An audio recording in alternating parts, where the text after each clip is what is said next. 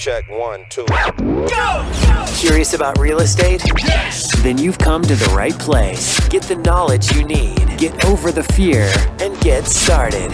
This is the Michael Quarles Real Estate Show with your host, Michael Quarles.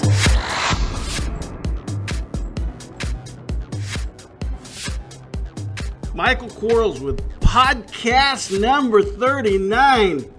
Man, we're one short of 40. 40 is going to be terrific. 50 is going to be better. Hey, I hope everybody had a great weekend. I certainly did. I had one of my coaching students who has turned into a friend fly out from Philadelphia, the one and only Mr. Steve Washington. First time I had ever met Steve. He's a terrific individual. I hope I get to meet all of my coaching students. It's just a wonderful thing to get to meet people and help them out with their career. Today we're doing the 5 questions again. So here we go. Question number 1.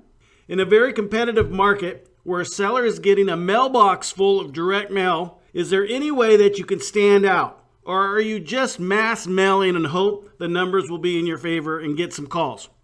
There is a way you can stand out, and that's to mail the right kinds of mail. Folks, I say it over and over and over again. You mail a little postcard. Now, I have this postcard I know works great. So I allow my coaching students to use it. It gets a terrific response rate. Then I have my own yellow letter, and then I have my large postcard.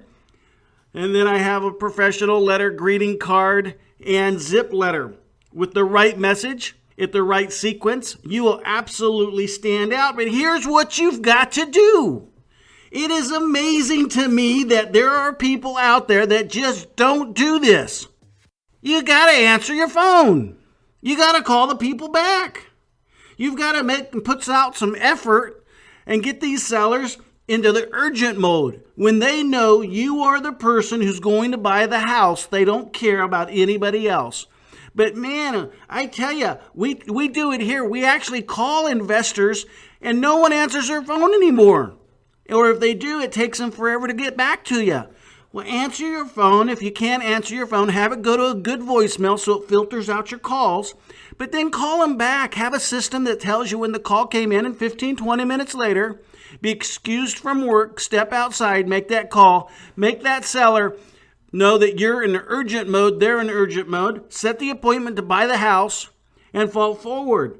But you can absolutely stand out in the crowd. You've got to be... Man, I call it the guerrilla investor. If you don't stand out in the crowd, if you don't make that seller know that you're the one that they're going to pick to buy the house, they're just going to pick somebody else. You've got to be the guy or the gal that's going to be there for them. Raise your hand like Horseshack and Welcome Back Carter. You've got to be that dramatic and let the seller know that you're it. Question number 2. Do you run into sellers that agree to your price but do not want to do sub-2 owner financing and just want cash out and get rid of the loan obligation? Absolutely we do. That's one of the ways we buy houses. Now, we're always going to tell them how great the opportunity is for seller financing and sub-2 financing. However, some people just want to cash out, and that's okay. They just get less cash because you have to mitigate the cost of cash, whether you're taking it out of your bank account or you're borrowing it from somebody else. It's going to cost the seller that amount of money that you have to mitigate. So if they want cash, they just get a less offer. And I can tell you, you want to be at least 60 to 65% of as-is value if you play in the cash game. And that's because that's where the hard money equity lenders play. So you can't offer someone 75% cash if you don't have the cash. So you have to be at 60 to 65%. Already have set up a relationship with an equity hard money lender. Now, we're not talking about a lender who's going to pull your credit or ask you for 20% down. We're talking about an equity lender who doesn't care who you are. All they care about is that the property has sufficient equity. So set that relationship up. And sometimes you're going to have to use it. And it's okay to pay the points and the interest rate to a hard money lender over not being able to do the deal in the first place. So fall forward. Question number 3. How do you handle a seller over the phone that is completely unrealistic with repair costs? Hang up on them. Say thank you for taking the time to give me a call today. And who do you know that's needing to move? Or do you know anybody that needs to sell their house? If someone's being unrealistic with you, that means they're not yet motivated enough to sell you their house. Don't ruin the relationship. Don't call them an idiot, even though you want to think they are. Just politely excuse yourself off the phone call. Ask them if they know anybody that's also looking to sell a house. You're going to still follow up in 15 days, 30 days, 60 days, and 90 days with a phone call. You're still going to send them a postcard, a yellow letter, a typed letter, a zip letter, and a greeting card. So you're still going to have ways of them calling you back. Let's not ruin the relationship by getting, frustrated with them and making them frustrated with us. But yeah, kick them to the curb until the next time. It's okay. The reason that we can do this is because we're doing adequate amounts of marketing and we have adequate amounts of calls coming in and opportunities coming in. Question number 4. Can you explain what an RMLO is, and is it necessary to have one at any point using our system? No, I can't explain what it is. I actually had to ask 3 people, and we all looked at our head, scratched our head. But if it's a loan underwriter, no, you don't have to have one. We kind of came to the conclusion that that's what they were talking about. But, we're not the smartest, cookie in the cookie jar here sometimes. But you don't need to know one, but here's what you have to know. When you're comparing 2 exact offers to you. So here's, 2 realtors, they brought you an offer. Both of them are the exact same price. Bank of America is underwriting the loan on one buyer, and Wells Fargo's underwriting the loan on the other buyer, or Mary Beth Mortgage, or whatever it is. You need to know how Bank of America underwrites, what their qualifications are for seasoning, what their qualifications are from a FICO score for the borrower. Do they do a formal underwriting approval before they give that commitment to the borrower so he can go out or she can go out and look for houses? Or is this just a soft approval based upon someone that, their credit report and what have you? Because if everything's equal, I want to make sure I know what the lender's doing to the borrower for that offer. Now, I know from experience that some lenders at certain FICO scores, they don't care a lot about appraisals. So if I know I'm dealing with that lender, then, oh my goodness, that's going to set me free. So I'm not going to have any appraisal issues. I'm not going to have any seasoning issues. But most of the time, my deals are bought with cash by another investor because I'm buying as is.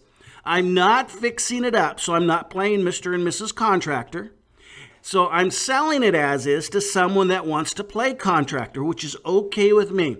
It's going to take them 3-4 months to play contractor, get it fixed up, then set it on the market at a higher price and cause it to sell.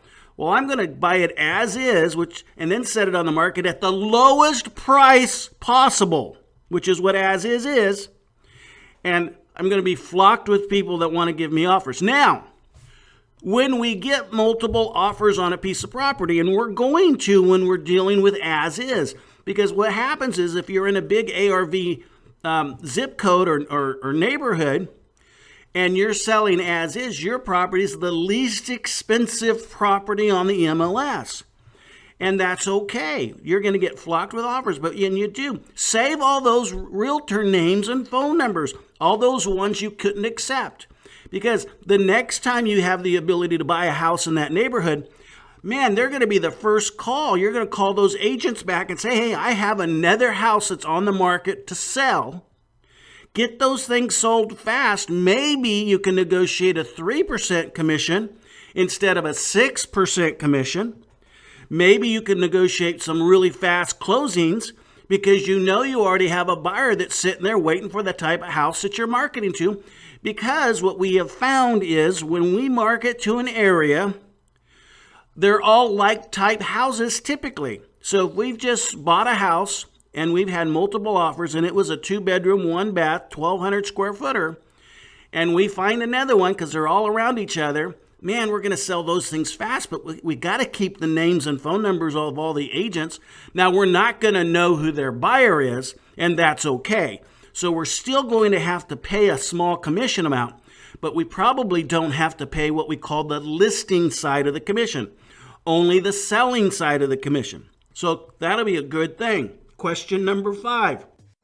Who was your biggest influence in being successful as a real estate investor? Great question.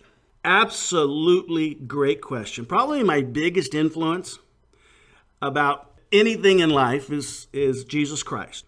Other than him, when I deal with real estate, I just fell in love with it. Man, it was, if for some people it was like a beautiful scenery or something. Man, I just fell in love with real estate and dirt. Man, there were so many possibilities. I was young. I was waiting to enlist in the Air Force on my report date. I was either going to be an intelligence officer, which was like an oxymoron, or a computer engineer. And way back in the day, I didn't even know what a computer was. So I just fell in love with dirt. I got out of the Air Force and I just kept playing with dirt. I mean, I guess it came from when I was like 5 with my Tonka toys and my G.I. Joe kind of stuff, and I've been playing with dirt for a long time. So I just fell in love with it. But the biggest influence in my life is Jesus Christ. Great 5 questions, guys. And remember, if you want your question asked and answered, please send it to support@bsffacademy.com. One more time, support@bsffacademy.com. I'm going to answer number 5 again because I can't leave out someone. And I hope this one she doesn't listen to, because she's going to say, well, why didn't you think of me in the first place? But I got to tell you, she hasn't been a big influence, but she's been a huge influence over my life. And that would be my lovely wife I just got to marry. And I can tell you, and I know we all say this, I just happen to be saying it to thousands of people right now. She's just made me a better man. She's made me want to be a better man, do more things, help more people. She's just been my angel that just sets me free every day. I get to go do whatever I want, and I just like helping, and she just likes me liking that I like helping, and she helps me help. She gives me that drive that I need to get up and go to bed, and man, everything in between. I have to say, she's a huge influence over my life. So, wife, I love you. Hope you're listening. Sorry I didn't think about you the first time. Guys, thanks for writing in and listening. You guys have a great day. Bye-bye. Thanks for listening to the Michael Quarles Real Estate Show. Get more info and stay in touch at michaelquarles.com.